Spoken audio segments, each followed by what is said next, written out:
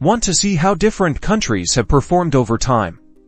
Let's dive into creating a dynamic time series graph for countries in Tableau. First, make sure your data is structured with columns for date, country, and your key metric like sales or GDP. Clean your data to ensure dates are consistently formatted and country names are standardized. Drag the date field to the column shelf. Tableau will automatically group dates by year, but you can adjust this by clicking the plus or minus signs to drill down or up to quarters, months, or even days. Next, drag the country field to the rows shelf. This will create a row for each country year dataset. Now, drag your metric, like sales, to the rows shelf as well. Tableau will automatically create a line chart showing the trend of sales over time for each country. Head over to the marks card here.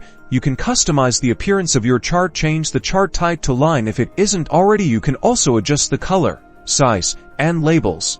Click on color in the marks card. Assign different colors to each country to make it easier to distinguish the trends. You can also adjust the transparency. Enable labels by clicking on label in the marks card. Choose to display labels at the end of the lines to clearly identify each country's trend.